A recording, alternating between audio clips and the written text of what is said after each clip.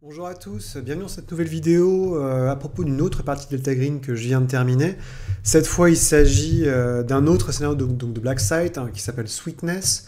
Sweetness est, en tout cas je le pensais, un scénario assez simple qui tient sur un bout de papier clope. Donc l'histoire est qu'il y a une famille biraciale, donc le père est noir, la mère est blanche, qui a vu des gravures étranges sur sa porte d'entrée dans une petite banlieue cosy de Tampa en Floride. Rien ne peut l'expliquer, le père est très bien, a un très bon job, la mère est femme au foyer, ancienne réceptionniste de la police. Les enfants vont bien, donc il y a deux enfants, un ado qui a 16 ans et une petite fille qui doit avoir 8 ans, qui a la particularité d'être sourde-muette, donc elle parle par langue des signes. Et Delta Green se dit, bah tiens c'est bizarre, c'est sûrement, on a déjà vu ce symbole-là, sans le dire aux joueurs exactement ce que c'est, on est sûr que c'est du surnaturel, donc allez enquêter.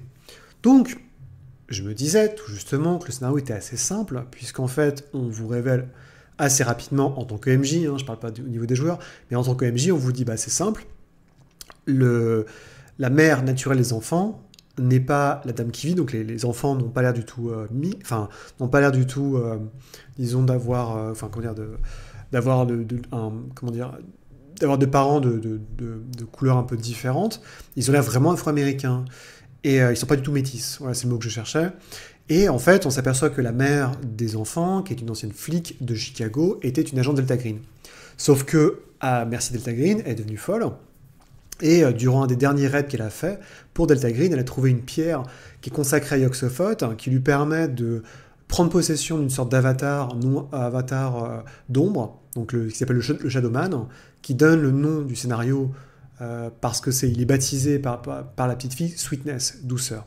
Parce qu'en fait, ce qui se passe, c'est que la mère prend possession, le contrôle de l'avatar d'ombre, rentre dans la maison la nuit et va discuter avec la petite fille, qui est sa fille en fait, pour avoir de ses nouvelles. Et les deux discutent en langue des signes. Et donc l'idée, c'est évidemment, le scénario est extrêmement simple, c'est-à-dire que le monstre d'ombre, vous ne pouvez pas le détruire en tant que tel. Vous placez juste des caméras, vous interviewez bien la petite fille par exemple, et normalement vous pouvez déduire à la fin, vous dites bah c'est quand même bizarre, parce qu'il y a un artefact, vous apercevez en fouillant un peu qu'il y a eu un divorce qui a été sanglant, que la mère n'a pas le droit de voir les enfants, et tout de suite on se dit bah si le monstre parle en langue des signes, c'est forcément quelqu'un qui connaît la langue des signes, et si le monstre n'est pas agressif, il y a de fortes chances que ce soit la mère. Et donc normalement, vous allez à Chicago, vous tombez sur la mère qui vit, elle a un appartement complètement déglingos, et elle passe le plus clair de son temps dans un... En fait, toutes ses factures, elle a plein de factures impayées. La seule facture qu'elle paye, c'est un box, un peu comme dans les Green Box dans Love in the Ice. Donc vous allez sur place, et une fois que vous avez identifié le bon box, vous avez une chance sur deux qu'elle soit dans la pierre ou hors de la pierre. Si elle est hors de la pierre, il y a gunfight. Si elle est dans la pierre, vous pouvez pas prendre la pierre en fait, parce que si vous touchez l'espèce d'artefact, vous êtes repoussé et ça peut très mal se finir. La pierre ne peut avoir qu'un seul hôte en même temps.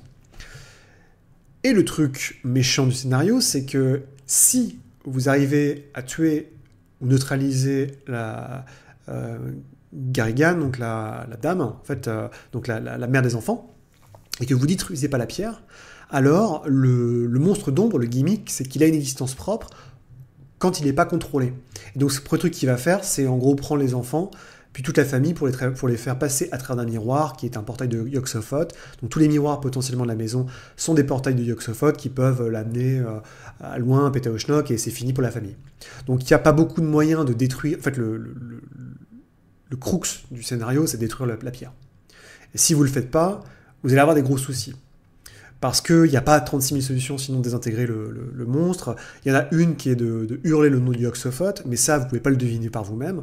Et même, j'ai l'impression que dans les jets... En fait, vous pouvez identifier Yog-Sothoth comme étant la source du pouvoir, la source de la pierre, mais à aucun moment de lien et effet, vous pouvez savoir que hurler le nom de Yog-Sothoth peut faire du mal à la créature. Alors, potentiellement, peut-être par un jet de surnaturel, mais ça paraît un peu tricky.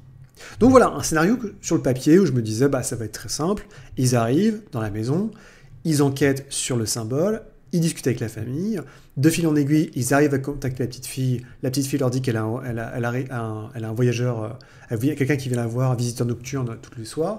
Ils disent c'est bizarre le monstre, donc ils peuvent poser des caméras. Ils disent c'est bizarre parce que c'est un monstre d'ombre mais qui est pas méchant. Qui discute avec avec la petite fille par le langage des signes, donc il sait que la petite fille est sourde-muette, donc il n'y a pas 36 000 personnes. En plus, les enfants sont pas du tout métis, et il y a eu remariage et compagnie, donc très rapidement, on va à Chicago, on trouve l'appartement amène nos box, et là, une chance sur deux, soit que la fille soit dans la pierre, soit qu'elle soit sortie, et là, c'est OK Coral. Parce qu'on vous dit qu'elle est complètement folle, hein, donc elle est... Et rien ne s'est passé comme prévu, les joueurs ont tous loupé leur jet en permanence, ce qui fait que la mère, qui je rappelle, la mère adoptive, qui est une ancienne standardiste de la police, a tout de suite vu que c'était des magouilleurs, en fait que les alibis tenaient pas.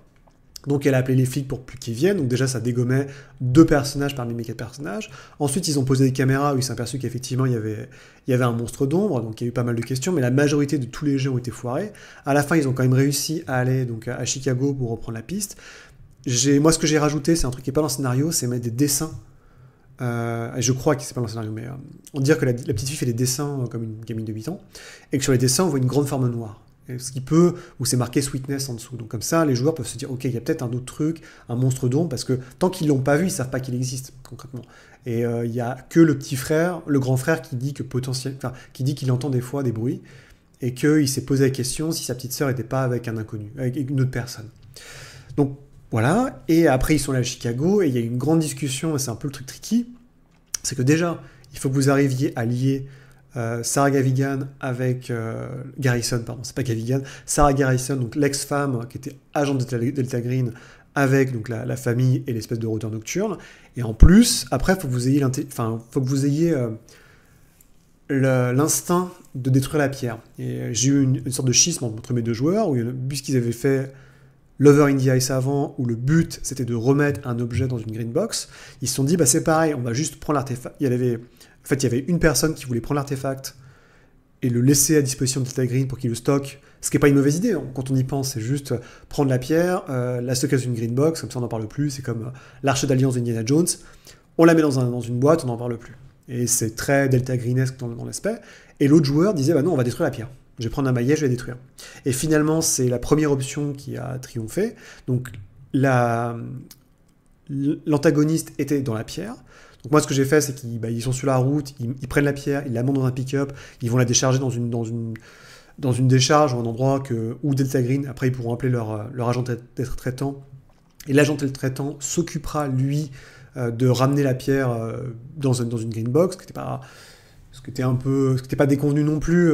Il y a toujours un peu ce côté qui est tricky, je trouve, dans Delta Green, c'est qu'on vous dit qu'à la fois les agents traitants ne feront rien, alors ils disent « appelez-moi juste quand vous aurez terminé la mission », et de l'autre côté, il y a des scénarios où on peut les appeler plusieurs fois, ils donnent des indices, des astuces, donc c'est un peu compliqué à gérer, je trouve, personnellement, à titre pour moi. Donc et moi ce que j'ai fait, j'ai un peu retors sur ce coup-là, mais moi j'ai dit bah ok, donc ça fait 2-3 heures que vous avez circulé, ça fait quoi, une demi-journée qu'elle est dans la pierre, donc à ce moment-là elle sort, donc elle se réincarne dans la voiture, enfin elle sort en fait dans la voiture, et elle a son arme sur elle commence à tirer sur les gens qui conduisent forcément, parce qu'elle se doute que c'est des mecs de Delta Green forcément, parce que c'est les seuls qui peuvent être intéressés par la pierre. La bagnole se crache au milieu de l'autoroute de Chicago, ça a été un cauchemar, ils ont réussi à la tuer, sans mourir, et ils sont finis en se barrant à pied le long de la 4 voies. Enfin, c'était un cauchemardesque. Et à la fin, donc j'aurais dit, bon bah, la pierre, elle est à la fourrière, vous pouvez potentiellement la récupérer si vous voulez. Ils ont dit, bon bah, écoutez, non, ce qu'on va faire, c'est qu'on va dire à Delta Green que la pierre se situe là, on peut récupérer la voiture, mais en tout cas, on la laisse dans un coin, et c'est à eux de se démerder. Ce qui est aussi une possibilité, hein, je veux dire, j'aurais pas forcément mieux fait en tant que joueur. Et je dis, bon, bah, vous êtes sûr que vous voulez en finir là? Ils disent, bah oui, parce que finalement, on a appris avec Lover in the Ice que les green box, faut pas y toucher, faut tout stocker dans les green box, et on n'y touche plus. On met juste un post-it warning dessus, ne pas ouvrir, et ça fera très bien le job.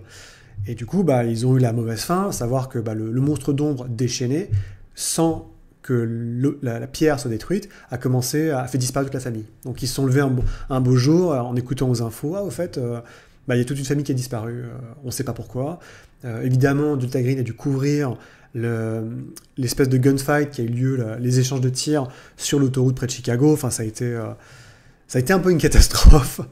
Mais je sais pas, ce qui est vraiment fou.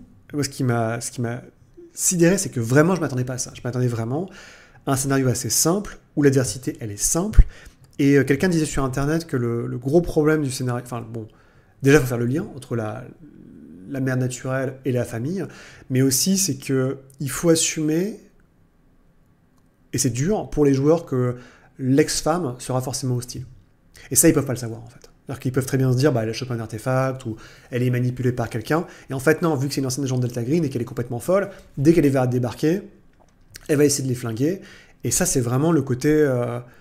Et ça, c'est pas forcément l'état d'esprit qu'on a durant tout le reste du scénario, où c'est beaucoup plus enquête. Donc c'est vraiment le côté vicieux pervers du scénario que je trouve.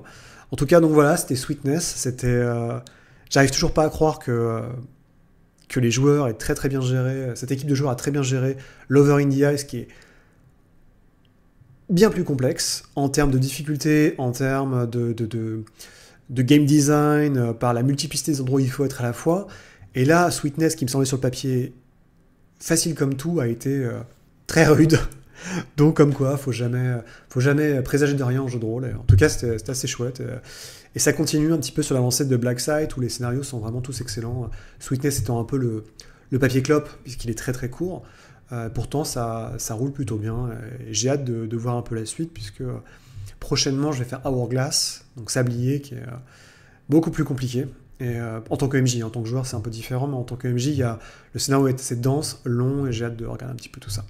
Voilà, c'était un peu mon feedback sur Sweetness. J'espère que ça vous a plu. Et n'hésitez pas, hein, si vous aussi vous l'avez joué, et n'hésitez pas à partager votre ressenti. Si vous avez envie de le faire jouer et que vous avez besoin de détails, je suis sûr que des commentaires, des gens sur la chaîne ou même moi, on sera ravis d'y répondre. Donc n'hésitez pas. Et sur ce, je vous souhaite une bonne soirée. Allez, salut.